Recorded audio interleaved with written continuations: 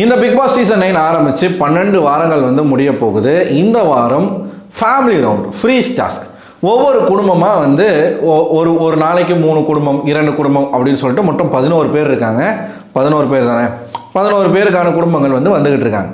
So இன்னும் 2 குடும்பங்கள் மட்டுமே பேலன்ஸில் நிற்கிது. ஒன்று விக்கல்ஸ் விக்ரம், இன்னொன்று சுபிக்ஷா. எப்பயுமே எல்லா சீசன்லையுமே எப்படி நடக்கும் அப்படின்னு பார்த்தீங்கன்னா, இந்த டைட்டில் வின்னர், இந்த டாப் 2 டாப் 3 இந்த பொசிஷனில் இருக்கக்கூடிய ஆட்களினுடைய குடும்பத்தார் வந்து கடைசியாக வருவாங்க. ஏன்னா அப்படி வந்து ஒரு ஹிண்ட்டை கொடுப்பாங்க சேனல் வந்து, இவங்க தான் டைட்டில் வின்னர், இவர் தான் ரன்னர், இவங்க தான் செகண்ட் ரன்னர்ன்றதை முன்னாடியே நமக்கு வந்து தெரிவிச்சிருவாங்க. ஆனால் இந்த சீசன் பொறுத்த வரைக்கும் யார் வின் பண்ண போகிறா அப்படிங்கிறதே நமக்கு தெரியல. சிலர் வினோத் பேரை சொல்லுவாங்க, சிலர் திவ்யா பேரை சொல்லுவாங்க, சிலர் பார்வதியையும் சொல்லுவாங்க. இதோ போத்தன் மாதிரி ஆட்கள்லாம் வந்து கமருதனே டைட்டில் வின்னர்னு சொல்லுவாங்க. அப்படி யார் தானா டைட்டில் வின்னர் அப்படிங்கிறது தெரியாமையே இருக்கக்கூடிய ஒரு சீசனாக இந்த சீசன் வந்து இருக்குது. ஒரு மாதிரி பயங்கரமாக எனக்கு என்ன தோணுதுன்னா, எப்படியாச்சும் இந்த ஷோவை நடத்தி முடிச்சிடணும் அப்படிங்கிறதுல சேனல் வந்து குறியாக இருக்காங்க. ஸோ அப்படி தான் போயிட்டுருக்கு. இப்போ என்ன மேட்ரு அப்படின்னு பார்த்தீங்கன்னா, டாப் 5ல் இந்த 5 பேர் தான் இருக்க போகிறாங்க அப்படிங்கிறது மட்டும் தெரியுது. யார் டைட்டில் அடிக்க போகிறாங்கன்றது தான் இப்போ கன்ஃபியூஷன். ஒன்று கானா வினோத், திவ்யா கணேசன், விஜய் பார்வதி, கமருதீன், கனி இல்லாட்டி சபரி. யார் வந்து டிக்கெட் ஃபைனலை வின் பண்ணுறாங்களோ அவங்க இருக்கலாம்.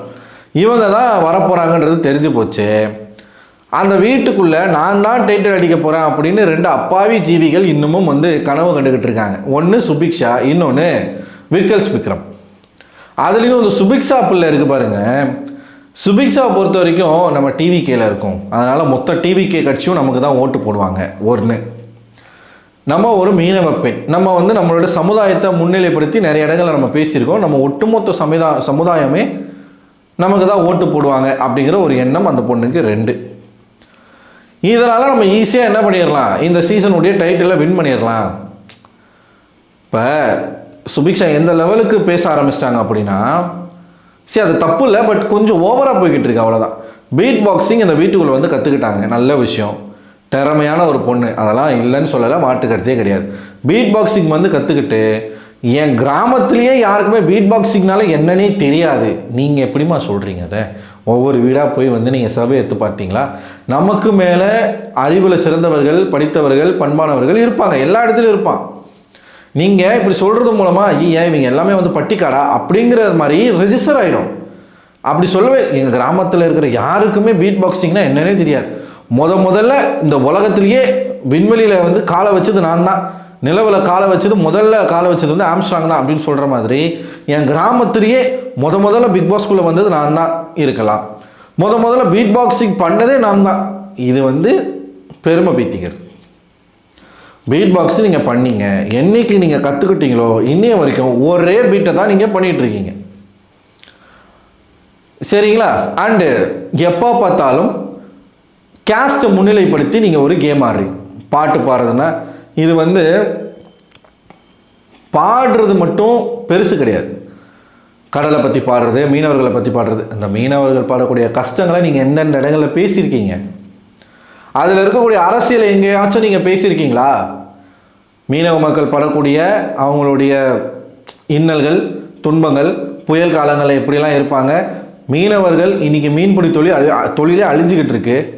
மிகப்பெரிய திட்டங்கள் வந்துக்கிட்டு இருக்கு. பாரத் மாலா, சாகர் மாலா, நிலத்தில் மீத்தேன் ஈத்தேன் எடுத்த மாதிரி கடலில் எடுக்க போகிறேன்றாங்க.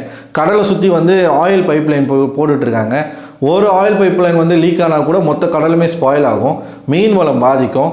இந்த சாகர் மாலா, இந்த பாரத் மாலா அப்படிங்கிற ஒரு திட்டத்தின் கீழே வந்து கடலை வந்து இப்போ எப்படி வந்து நம்ம நிலங்களை வந்து பிளாட் போட்டு விற்கிறாங்களோ அதே மாதிரி கடலை இப்போ வந்து பிளாட் போட்டு விற்க போகிறாங்க கார்ப்பரேட் கம்பெனிக்கு. அதுக்கு தான் இந்த சாகர் மாலா, பாரத் மாலா அப்படிங்கிற ஒரு திட்டம். இனிமேல் மீன்பிடி தொழிலையும் கார்ப்பரேட் தான் பண்ண போகிறான். முக்கியமாக அதானி அம்பானி தான் பண்ண போகிறாங்க. இங்கே இருக்கக்கூடிய மரபு மீனவர்கள் அவங்களோட தொழில், இப்போ விவசாயம் எப்படி வந்து அழிஞ்சிக்கிட்டு இருக்கோ மீன்பிடி தொழிலும் அதே மாதிரி அழிஞ்சிக்கிட்டு இருக்கு. இவ்வளோ விஷயங்கள் இருக்குது. இதை பற்றி எங்கேயாச்சும் சுபிக்ஷா பாடியிருக்காங்களா, பேசியிருக்காங்களா அப்படின்னு கேட்டால் கிடையாது. ஒன் அண்ட் ஒன்லி கடலை பற்றி பாட்டு பாடுறது, மீனவர்களை பற்றி பாட்டு பாடுறது. அங்கே அரசியல் முக்கியம். நீங்கள் ஒரு கட்சியில் இருக்கிறீங்க, நீங்கள் வந்து மீனவ பெண்ணுன்னு உங்களை சொல்லிக்கிறீங்க அப்படின்னா அங்கே படக்கூடிய தூத்துக்குடியில் துப்பாக்கி சூடு நடந்துச்சு, எதுக்காக நடந்துச்சு, என்ன பிரச்சனை, இந்த மாதிரி நீங்கள் எங்கேயாச்சும் பேசியிருந்தனா நான் சொல்கிறேன் நீ தாம்மா டைட்டில் வின்னரு. ஆனால் அது எதையுமே நீங்கள் பண்ணலை. அண்ட் எங்கேயாச்சும் ஒரு பிரச்சனை நடந்தால் கூட சுபிக்ஷா அப்படியே உட்காந்து வேடிக்கை தான் பார்க்குறீங்களே தவிர்த்து உங்களுடைய கருத்துக்களை போல்டாக இது வரைக்கும் நீங்கள் எங்கேயுமே எடுத்து வச்சதில்லை. இது எதையுமே செய்யாமல் எந்த தைரியத்தில் எந்த நம்பிக்கையில் நான் தான் இந்த சீசனுடைய டைட்டில் வின்னர் நீங்கள் எப்படி பேசுகிறீங்கன்னு எனக்கு புரியல. ஒரு பக்கம் இந்த பொண்ணு இந்த சைடு இந்த சைடு இப்படின்னா அந்த சைடு விக்கல்ஸ், ரைட் சைடு நான் நிற்பேன், லெஃப்ட் சைடு நீ நிற்பேன், ரெண்டு பேரும் பேசிக்கிறது. ரெண்டு பேர் கையில் யார் கையை தூக்குவாருன்னு எனக்கு தெரில. இவர் வந்து என் கையை தான் தூக்குவார், இவங்க வந்து என் கையை தான் தூக்குவார். இப்போ என்ன சம்பவம் அப்படின்னு பார்த்தீங்கன்னா, விக்கல்ஸ் ஆச்சும் ஓட்டிங்கில் 4வது இடம் 3வது இடம் அப்படின்னு சொல்லிட்டு முதல் இடத்துலலாம் இருந்தாப்புல ஒரு சில நாட்களில். ஆனால் இப்போது எஃப்ஜே வந்து பண்ண ஒரு காரியத்தினால மடமடன்னு அவருடைய வாக்குகள் வந்து குறைஞ்சி லாஸ்ட் டாப் 3ல் வந்து பாட்டம் 3ல் வந்து அவர் போயிருக்கிறாப்புல. சுபிக்ஷா தான் இந்த வாரம் வெளியேற போகிறாங்க, அது வந்து கன்ஃபார்ம் ஆயிடுச்சு. ஏன்னா சுபிக்ஷாவுக்கு ஓட்டே இல்லை. இவங்க ஆதிரேக்கு நிலைமை என்னையோ அதே நிலைமை தான் சுபிக்ஷாவுக்கு. சுபிக்ஷாவுக்கு மேலே அமித்துக்கு மேலே விக்கல்ஸ். இப்போ என்ன ப்ராப்ளம் அப்படின்னா, இந்த வாரமும் டபுள் எவிக்ஷன் நடக்கிறதுக்கான வாய்ப்புகள் இருக்குது. இந்த வாரம் எவிக்ஷனில் ஒரு ட்விஸ்ட் வச்சுருக்காங்க அப்படின்னு சொல்லப்படுது. மிட்வீக் எவிக்ஷன் இருக்குது அப்படின்னு சொல்கிறாங்க. இந்த மிட்வீக் எவிக்ஷன் இருக்கும் பட்சத்தில் இறுதியாக வரக்கூடிய 2 குடும்பங்கள் விக்கல்ஸ் விக்ரம் மற்றும் சுபிக்ஷா, இந்த 2 குடும்பத்தில் சுபிக்ஷா அவர்களுடைய குடும்பம் வந்து இறுதியாக வருவாங்க. நைட்டில் தான் வரப்போகிறாங்க. நைட்டில் வந்து அந்த வீட்டுக்குள்ளே இருந்துட்டு எல்லாருக்கூடும் பேசிட்டு சர்ப்ரைஸ் எவிக்ஷனாக சுபிக்ஷாவை தன் கையோட கூட்டிகிட்டு போகிறாங்க அப்படின்ற ஒரு தகவல் வெளியாகிருக்கு. சேனல் வந்து சின்னதாக ஒரு டிஆர்பி ஹைப் பண்ணுறதுக்காக சர்ப்ரைஸ் எவிக்ஷன் அப்படின்னு சொல்லி வீக்கெண்டில் நடக்க வேண்டிய விஷயத்தை இப்போயே மிட்வீக் எவிக்ஷனாக சுபிக்ஷாவை வெளியேற்ற போகிறாங்க அப்படிங்கிற ஒரு செய்தி. இன்னொரு செய்தி என்ன அப்படின்னா, இந்த வாரம் கண்டிப்பாக டபுள் எவிக்ஷன் இருக்கும்.